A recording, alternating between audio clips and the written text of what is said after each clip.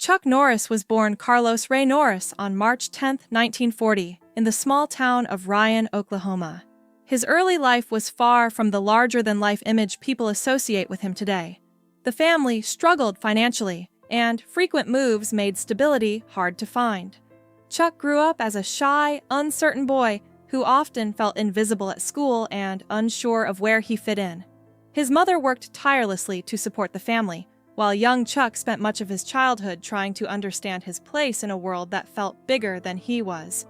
Those early years didn't contain signs of a future action star. Instead, they shaped a quiet determination. Looking back, Norris has often said that the difficulties of childhood didn't define him. They simply taught him how valuable resilience could become later in life. Searching for confidence and direction. As a teenager, Chuck Norris struggled with confidence. He was quiet, reserved, and rarely the center of attention.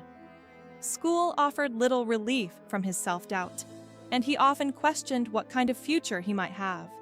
Yet those years quietly built the foundation for the discipline he would later become famous for. After finishing high school, he felt the need to find direction and independence. That search led him to enlist in the United States Air Force at the age of 18. For Norris, the decision wasn't about fame or adventure. It was about stepping into a new environment where he could grow beyond the insecurities of his youth. Leaving home forced him to rely on himself and begin shaping the character that would later define his life: persistence, humility, and a willingness to keep trying even when confidence was still catching up. A life-changing discovery in Korea. In 1958, Norris was stationed at Osan Air Base in South Korea while serving as a military policeman.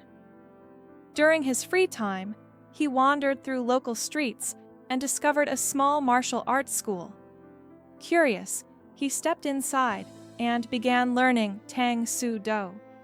The experience would change his life. Martial arts gave him something he had never truly possessed before: a structured path toward self-improvement. The training required patience, discipline, and focus. At first, he struggled with the physical demands, but he kept returning to practice night after night.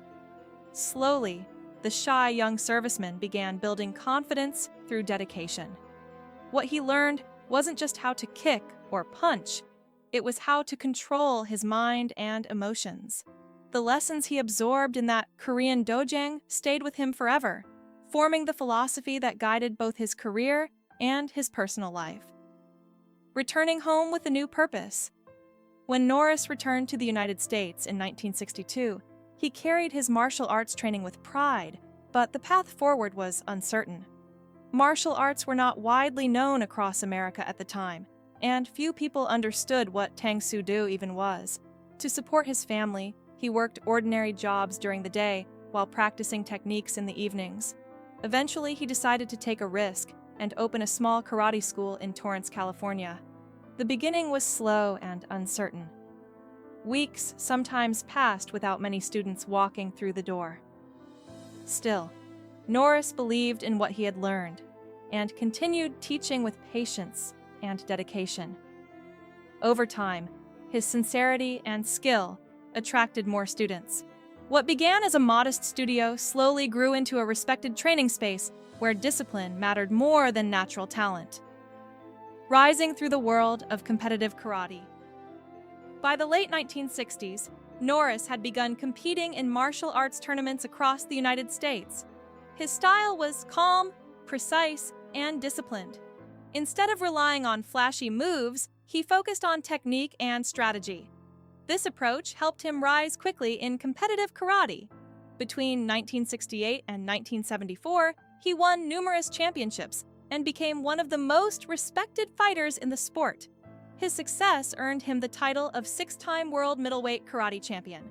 While these victories brought recognition within martial arts circles, the broader public still knew little about him. Yet the discipline required to reach that level shaped Norris's mindset permanently. Every tournament reinforced the idea that persistence could overcome limitations. The quiet boy who once struggled with confidence had become a champion through steady effort rather than sudden talent. An unexpected connection with Bruce Lee. A turning point came when Norris met Bruce Lee, the legendary martial artist and actor. The two respected each other deeply and often trained together. Lee recognized Norris's authenticity and encouraged him to consider acting. In 1972, Lee invited Norris to appear in the film Way of the Dragon. Their climactic fight scene, filmed inside the Colosseum, became one of the most memorable martial arts sequences ever captured on film. The moment introduced Norris to audiences around the world. Although the opportunity was exciting, Norris also felt deep respect for Lee's influence and mentorship. Their friendship demonstrated the power of mutual respect between artists dedicated to the same craft. That single role opened the door to a new career path Norris had never seriously imagined. Finding his place in action cinema. Following his film debut, Norris gradually built a career in action movies throughout the 1970s and 1980s. Films like Good Guys Wear Black and The Octagon helped establish his reputation as a disciplined martial artist who could bring authenticity to action scenes. Unlike many actors, Norris didn't rely heavily on dialogue. His presence, movement, and physical skill carried much of the storytelling. Audiences appreciated the straightforward style of his films. He often portrayed characters who valued justice, honor, and quiet determination. These roles reflected the same principles he had learned years earlier while training in Korea. Although critics sometimes underestimated his acting ability, viewers connected with his sincerity. Norris was not trying to imitate other stars. He simply brought his own personality and martial arts background to the screen. Television fame and a cultural icon.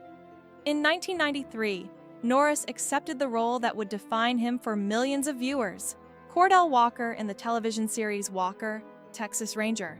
The show quickly gained a loyal audience. Week after week, viewers watched Walker solve crimes while promoting values like integrity, fairness, and courage. The series ran for 8 seasons and was broadcast in dozens of countries. Its popularity turned Norris into a global television icon. Families across different cultures enjoyed the combination of action and moral storytelling. The character of Walker reflected the disciplined hero Norris had often portrayed in films, but television allowed audiences to spend more time with that character. Through this role, Norris became recognized not only as an action star, but also as a symbol of perseverance and traditional heroism. Life beyond fame and the internet. Phenomenon. Years after his television success, Norris experienced an unusual second wave of popularity online. The internet began circulating humorous Chuck Norris facts, playful exaggerations portraying him as an unstoppable force. While the jokes were clearly fictional, they spread rapidly and introduced Norris to younger generations who might not have grown up watching his movies or television series. Surprisingly, Norris responded to the trend with humor and humility. Instead of resisting the jokes, he embraced them as a fun part of modern culture. The phenomenon showed how a public figure could evolve with changing media landscapes. Even though the stories were exaggerated, they reflected the admiration many people felt for the disciplined image he had built over decades of work. Lessons learned through personal reflection. As Norris grew older, his perspective on success changed. The trophies, films, and recognition remained important milestones, but he began speaking more about family, faith, and personal growth. Life experiences reminded him that achievements alone do not define a person's legacy. What matters more are relationships and the impact someone leaves on others. Norris has often shared that mistakes and challenges helped him grow into a more thoughtful person. Instead of focusing only on career accomplishments, he began encouraging people to value the moments they share with loved ones.